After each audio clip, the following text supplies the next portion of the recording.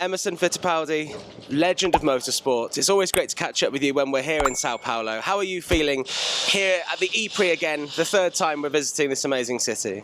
No, I think is growing the spectators for the Formula E in São Paulo.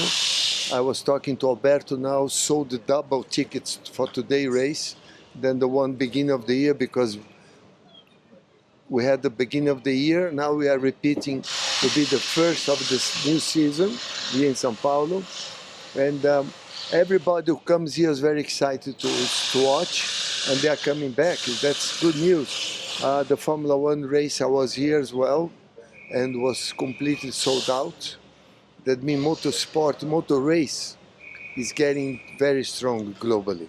We know that obviously Brazilians love motorsports, and they love you, and they love Ayrton Senna, of course. And when you're in Sao Paulo, you can't really go anywhere without seeing Ayrton Senna's legacy, can you? There's monuments, there's tributes to him, and there's kids running around with Senna hats. I mean, it's an amazing legacy. We've seen a lot of documentaries about Ayrton, and we've also seen a series on Netflix recently that I know people in the UK are enjoying. Have you managed to see that documentary yet? Not yet, because I just arrived yesterday from Europe, and I have two projects. One is my son, who was testing in Barcelona yesterday.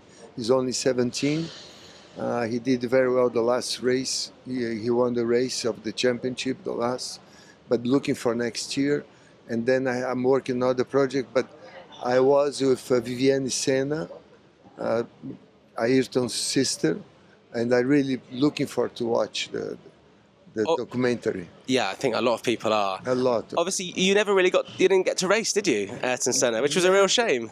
I was expecting him to race in Indianapolis with me, because that's when I invited him to test my car in Phoenix. He liked the car.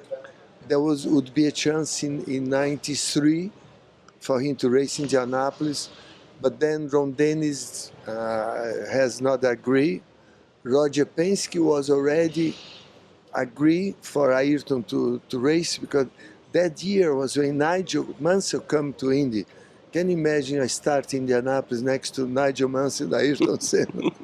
Would be a fantastic experience. I imagine you would have still been fairly confident though, because you're pretty good at Indianapolis. Well, it was another part of my racing career. I love it, and I had always good team, good people behind, and Pat Patrick, Chip Ganassi were very successful, and then Penske.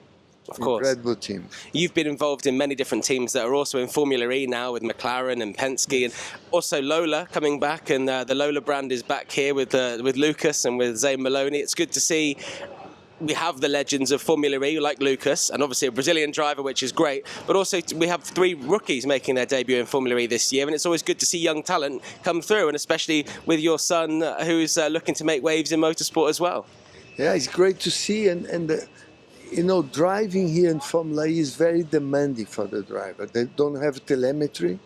The driver has to have a feeling, what he feels to communicate to the engineers, and try to improve the car.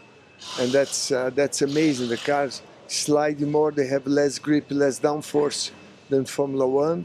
They are quite faster now with the new pit stop rule to recharge after Jeddah.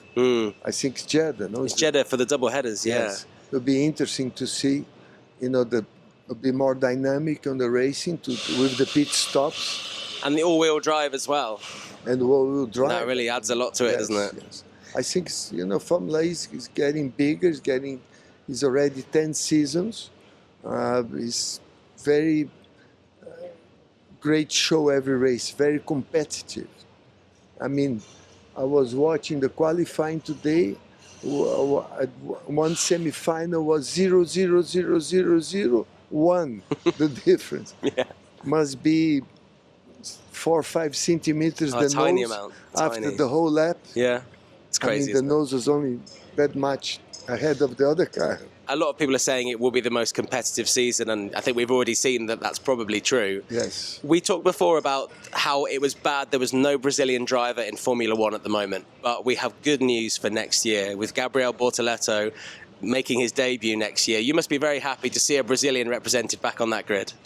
It would be great for us Brazilians to have a Brazilian. Bortoleto is doing really well. Very good chance tomorrow in Abu Dhabi he wins the Formula 2 championship. Yeah. He's going to a team that's going to be, in my opinion, getting better every year. Sauber, still Sauber next year, but 26 will be Audi. That means it's going to be a new dimension as a team. And we are very excited, but we need more Brazilians into Formula One and here.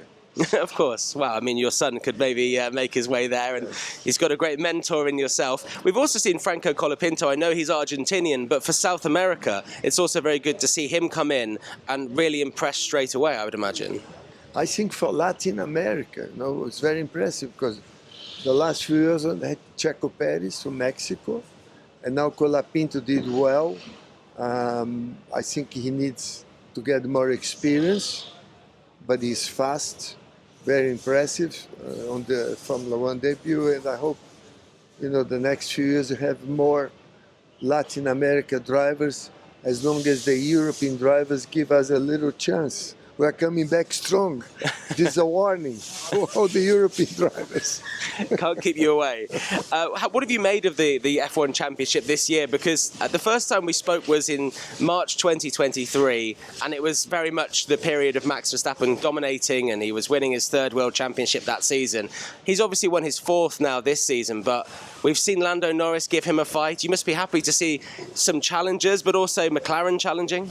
I think for public, it's very excited to see. For me, especially McLaren, to see Lando doing really well.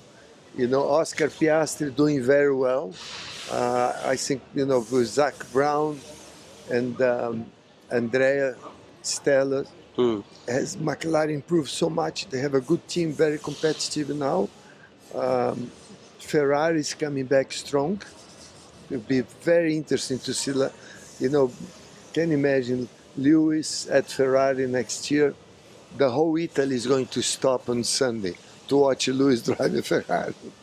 I feel like everyone's going to stop on Sunday. We're speaking on Saturday tomorrow for Lewis's last race with Mercedes. Can he maybe get one last win? And then, that first race in Melbourne when he is in the red car is going to be fantastic, isn't it? And what are you expecting from him? Because it feels like Lewis might have made another really clever move at the right time because Ferrari looks strong. Lewis just had the problem now in Abu Dhabi. He hit a cone from the Hülkenberg, and he didn't went through key one. I just watched him. Oh, did you? Well, you know more than me. No, I was just watching. Oh, no. But I'm sure, Lewis' motivation, challenge to have a new team like Ferrari.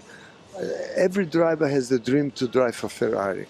And I think at the stage of his life, to be able to go to Ferrari, with Frederic Vasseur, who was his team in Formula 3 and Formula 2, is, the family is getting back together again. And that's going to be a big challenge. I'm looking forward to see next season. Should be very excited for Lewis. And Formula 1 is getting extremely competitive now.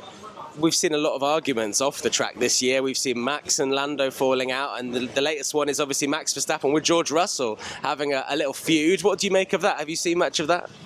I like the personality of the drivers to show their own opinions and not to have the PR guy behind say, don't do this, don't talk this, be quiet.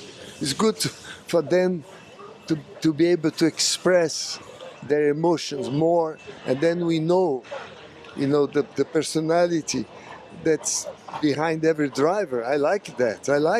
I think that's part of any sport, and I think we don't have to go to the extreme of NASCAR when they throw helmets on each other, they punch. But even NASCAR is, I like America a lot. I think that's part of the sport, is the human being behind. And my opinion, they should be more flexible for the Formula One drivers to say what they think, what they have to say, with the respect of the public. Of course. You mentioned America there. Obviously, you've been very successful in America. I feel that UK fans are starting to really get into the American motorsports, and we're hoping to cover some IndyCar and maybe Daytona on our channel on talkSPORT. You were obviously very successful at Daytona. It may be my first Daytona in January. What am I going to expect to see there? Is it a completely different world to what we see here in Formula E? I think it's a completely different world, a very traditional track. Daytona, Sebring is a very, very traditional track. And you're going to see in America is more public contact with the teams, with the drivers, with the cars, like was Formula One many, many years ago. And I think the spectators love that because they feel more part of the sport. There's much more freedom on the paddock, on the pit. Emo, when was only 3 months old, I was watching the Charlotte 500 NASCAR race. Mm-hmm. My wife was there. And then I told my wife, well, you stay here, I'm going to the grid. And then the organizer said, no, you can bring the baby to the grid. Wow. My son was 3 months, was on the grid, but that's part of the family, of the passion that you create. America is more open, and I hope Formula E, Formula One will be more open for children. I was looking, now there's a lot of children on the line to have the pit walk here. Mm-hmm. That's the new generation, the new people. That's fantastic, and America is going to see that. Okay, well, I look forward to going and seeing some of your legacy that I'm sure is left behind over there. Finally, we need to go because obviously the race is coming up here in Sao Paulo, but if you had to look at the F1 season next year, we know that 2026 things change, so we won't look that far ahead. Who do you think will be the champion next year? Will it be Max again, or will more people challenge him? Could Lewis get his 8th championship, maybe? I think, my opinion, is McLaren the biggest. It's not because I am a McLaren guy, but if you look at the average of performance for this year, McLaren always been there, always there, always there. Red Bull started losing. They're up and down. They're a little lost. And I think McLaren is very consistent. In my opinion, McLaren can win the World Championship. Lando or Oscar? Lando for sure is much more experience. It will be interesting. I think McLaren, in my opinion. Lewis is a transition year for him. With all his wisdom, all his experience into Ferrari is going to help Ferrari for sure. But that takes some time, possibly 6 months. Okay. But it would be great to see Lewis and Ferrari performing well. It would be fantastic for motorsport. Absolutely. Maybe 2026 we'll see Lewis get that 8th World Championship. Emerson, thank you for chatting to me again. It's always great to see you here. The mayor was suggesting that he wants to see this race continue for many years, so I'm sure we will catch up for many years. Enjoy the race here in Formula E. Thank you. And we'll chat again soon. Thank you. Thank you.